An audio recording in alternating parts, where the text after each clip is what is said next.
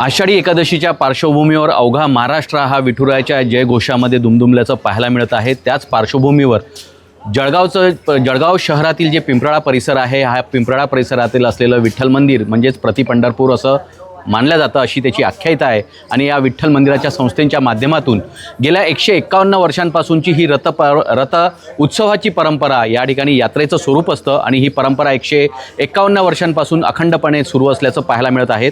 उद्या हा रथ उत्सव या ठिकाणी साजरा होणार आहे आणि राज्यातूनच नव्हे तर देशभरातून या ठिकाणी भाविक या रथ उत्सवाच्या दर्शनाला येणार असून जानकाबाई की जय या जयघोषामध्ये या रथाला सुरुवात होत असते।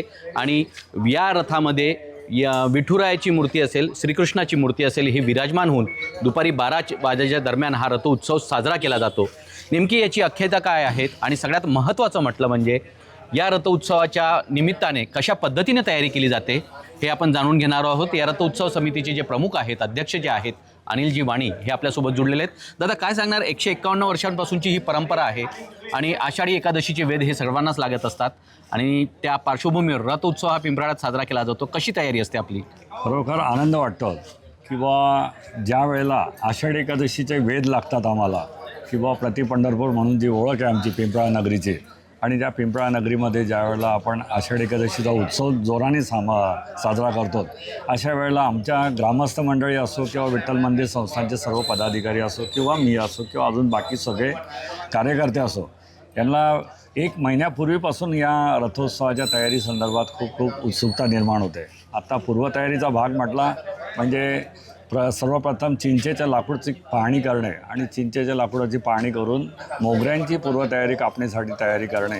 ती मोगऱ्यासुद्धा आम्ही तयारी केलेल्या आहेत, मोगऱ्या आज देखील तयार आहेत, त्या मोगऱ्या तयार झालेल्या आहेत। त्यानंतर कलरिंगचा असतो, रथाला वॉश करणे, धुणे हा एक विषय असतो। त्यानंतर येतं लाईटिंगचा विषय असतो, फुलांची सजावट हा एक विषय असतो, निमंत्रण, मान्यवरांना निमंत्रण देणे, स्टेजचं आयोजन करणे आणि त्या दिवशी जे आपलं रथावर जी विराजमान होते सत्कार मूर्ती राई रुक्मिणीची, तर त्याच्यामध्ये त्यांचाच राई रुक्मिणीचाच एक भाग म्हणून राधाकृष्णाची मूर्ती विराजमान होते प्रति पंढरपूर म्हणून।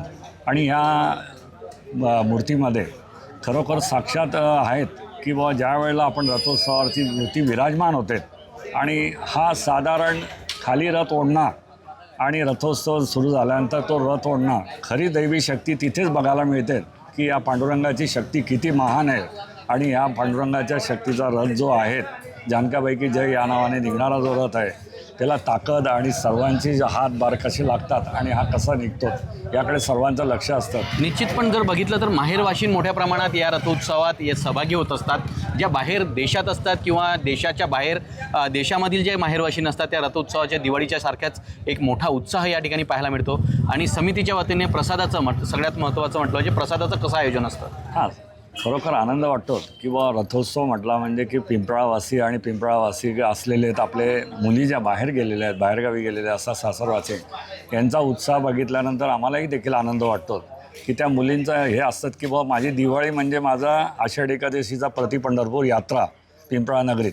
तर प्रत्येकाला वाटतं की बाबा माझी माहेरवासियांकडे जायचं आणि माझ्या यात्रेमध्ये मी सहभागी व्हायचं। आजचीच एक बातमी माझ्याकडे आली की बुवा मी रक्षाबंधनला येणार नाही, पण माझ्या पिंपळाच्या माहेरी प्रति पंढरपूर समजणाऱ्या अशा आषाढी एकादशीला मी हजर राहील आणि त्याच दिवशी भाऊ तू मला राखी बांध, असं बहिणींचं फोनवर ज्या वेळेला येतात, निमंत्रण येतात किंवा ते येतात की मला घ्यायला येत, माझ्या गावाचा रथ आहे, खरोखर चांगलं वाटतात। आणि या रथोत्सवानिमित्त आम्ही प्रसाद म्हणजे पंढरीचा जो प्रसाद तयार केलेला असतो, तो पंढरीचा प्रसाद 5 याच्यामध्ये तयार केलेला असतो। त्याच्यामध्ये धणा पावडर, गूळ, सुंठ, विलायची आणि खोबरा किस असं 5 वस्तू त्याच्यामध्ये मिक्स असतात आणि तो आपण प्रसाद रथावरून आषाढी एकादशीच्या निमित्ताने आपण सर्व भाविकांना देत असतो। पण प्रसादाचं वैशिष्ट्य म्हणजे दरवर्षी आम्ही प्रसाद हा वाढता असतो। मागच्या वर्षी 425 किलोचा प्रसाद होता। यावेळेला सांगताना आनंद वाटतो की जशी यात्रा उत्सवमध्ये भाविक येतात, जळगाव शहर असो, जिल्हा असो, महाराष्ट्र असो किंवा बाहेरून असो, तर त्या दृष्टिकोनातून आम्ही तो सर्व आयोजक म्हणून विचार करून यावेळेला 500 किलोच्या वर प्रसाद आपण तयार केलेला आहे। आणि या रथोत्सवाला सुरुवात आषाढी एकादशीला यात्रेला सुरुवात ही 12:30 वाजेला होणार आणि साधारण हा 10 तासाचा रथयात्रा उत्सव असतो. साधारण 4 किलोमीटरचा परिसर जो आहे पिंपळा नगरीतील जुन्या परिसरातील त्या मार्गाने हा रथ मार्गक्रमण होत असतो, उत्सव होत असतो आणि रात्री 10 वाजेला त्याची साधारण सांगता होते आणि आरती करून मंदिरामध्ये आरती करून त्याच्यानंतर त्या कार्यक्रमाचे सांगतात.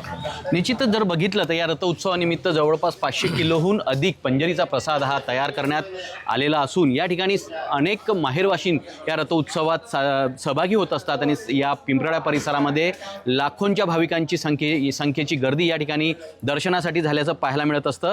आणि या रथोत्सवाच्या पार्श्वभूमीवर मोठी जय्यत तयारी या समितीच्या वतीने, या संस्थांच्या वतीने, या ग्रामस्थांच्या वतीने या ठिकाणी करत असतानाचं चित्र आपल्याला पाहायला मिळत आहे. सुमित देशमुख, लोकशाही मराठी, जळगाव. लोकशाही मराठी ऐका, पहा, जागरूक रहा.